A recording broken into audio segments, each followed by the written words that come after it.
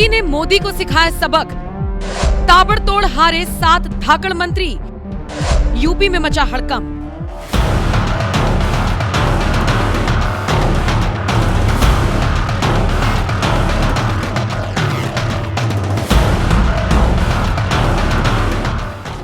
UP में BJP को मुंह की खानी पड़ी है। 400 पार का दम भरने वाली बीजेपी बहुमत के आंकड़े से भी काफी दूर नजर आई।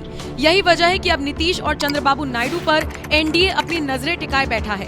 हालांकि इसी बीच यूपी की बहुत चर्चा है। यूपी में ऐसा क्या हुआ कि 1 नहीं 2 नहीं बल्कि 7 केंद्रीय मंत्रियों को जबरदस्त हार का सामना करना पड़ा। एक एक करके देखिए किस केंद्रीय मंत्री को इस बार करारी शिकस्त मिली।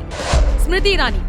अमेठी से सांसद स्मृति ईरानी को इस बार करारा झटका लगा। स्मृति ईरानी के सामने कांग्रेस ने किशोरी लाल शर्मा को मैदान में उतारा था। सोचिए, किशोरी लाल शर्मा ने स्मृति को छोटे मोटे अंतर से नहीं बल्कि 1.5 लाख से भी ज्यादा वोटों के अंतर से शिकस्त दी। स्मृति की इससे बुरी हार शायद ही किसी ने सोची थी। अजय मिश्रा टेनी।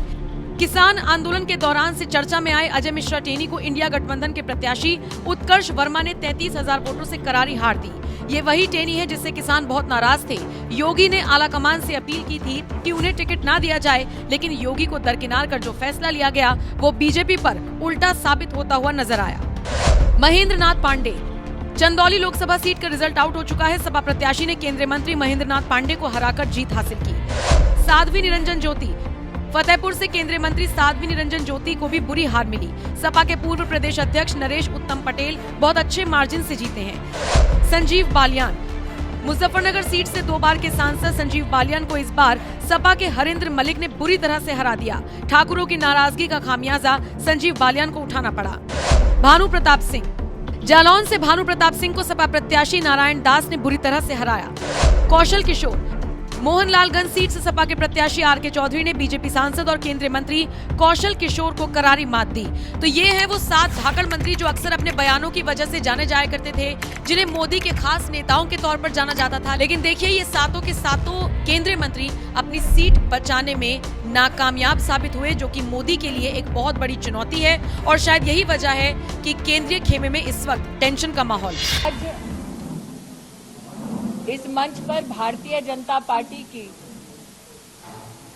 एक पीढ़ी ऐसी है जिन्होंने अमेठी में संघर्ष शुरू किया 1970 के दशक में।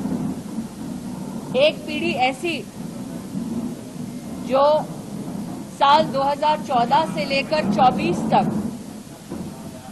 हारी जीती और आज फिर संघर्ष के मोड़ पर खड़ी है।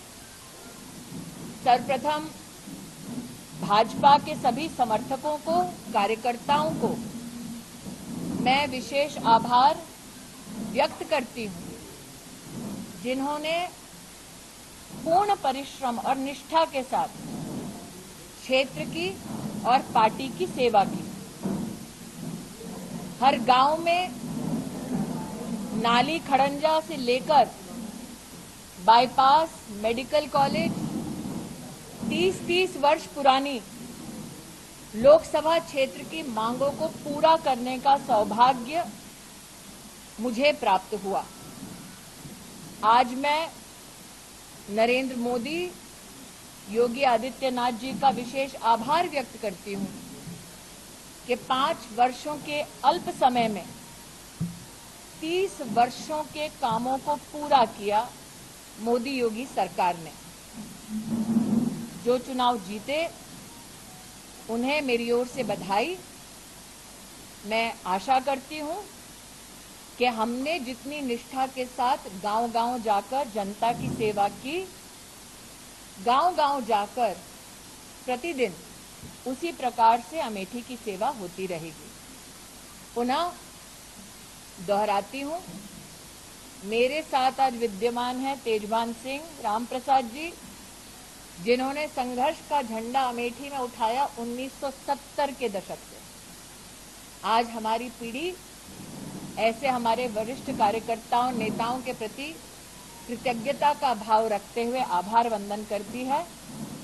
संगठन को और सशक्त करेंगे और संगठन पथ पर, जैसे कि अटल जी कहा करते थे, क्या हार में क्या जीत में, किंचित नहीं भयभीत में, संघर्ष पथ पर जो मिले ये भी सही वो भी सही।